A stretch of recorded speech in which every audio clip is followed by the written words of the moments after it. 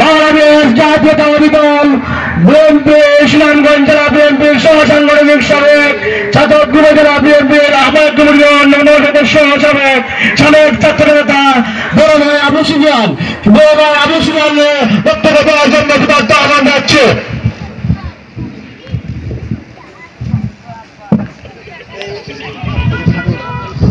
বিসমিল্লাহির রহমানির রহিম।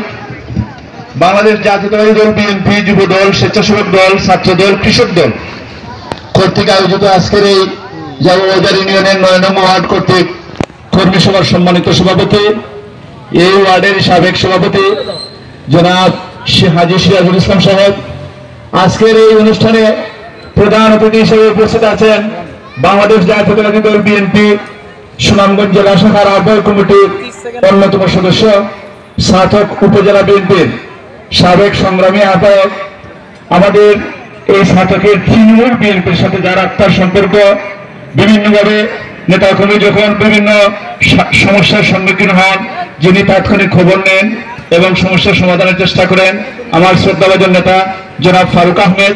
এখানে বিশেষ অতিথি হিসেবে উপস্থিত আছেন আমাদের উপজেলা আহ্বায়ক কমিটির অন্যতম সদস্য, আপনাদের এলাকার কৃতি সন্তান জনাব কয়েস মিয়া। বিশেষ অতিথি হিসেবে উপস্থিত আছেন আহ্বায়ক কমিটির সদস্য হাফিজুর রহমান, আতিকুর রহমান।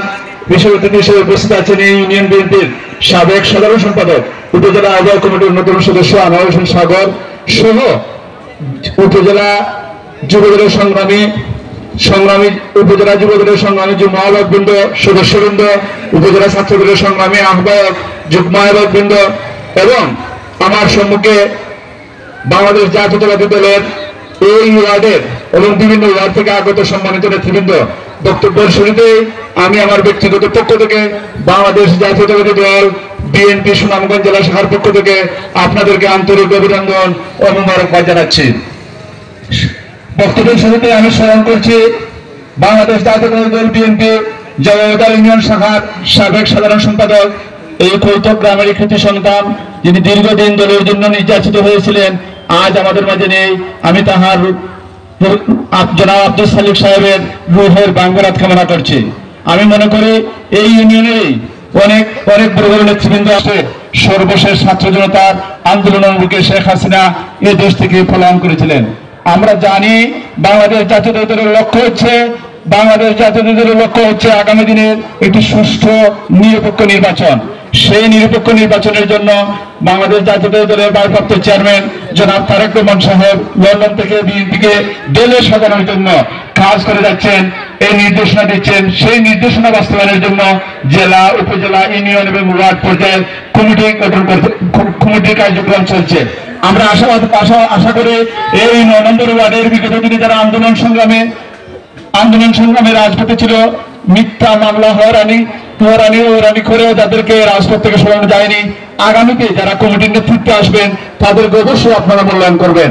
আমি প্রধান অতিথিকে অনুরোধ জানাবো, আপনি তো তৃণমূলের প্রাণ, খেয়ে ক্ষোভে আন্দোলন সংগ্রামের সম্পৃক্ত সব জানেন, সেই নেতৃবৃন্দকে আপনি মূল্যায়ন করবেন।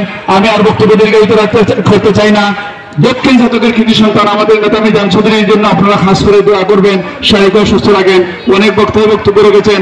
আসলে প্রার্থী আমাদের নেতাই হবেন ইনশাআল্লাহ। আপনারা আপনার ভোট দিয়ে জয়যুক্ত করবেন। আমি আর বক্তব্য দীর্ঘায়িত করতে চাই না। আপনারা সর্বশেষ সেখানে অত্যন্ত পরিশ্রম করে আজকের এই আয়োজন করেছেন। সবাইকে ধন্যবাদ জানিয়ে আমি আমার ব্যক্তিগত পক্ষ থেকে বিদায় নিচ্ছি। আল্লাহ হাফেজ। বাংলাদেশ জিন্দাবাদ, বাংলাদেশ জাতীয়তাবাদী দল বিএনপি জিন্দাবাদ, দেশনেত্রী বেগম খালেদা জিয়া জিন্দাবাদ, তারেক রহমান জিন্দাবাদ, জননেতা জনাব মিজানুর রহমান চৌধুরী মিজান জিন্দাবাদ।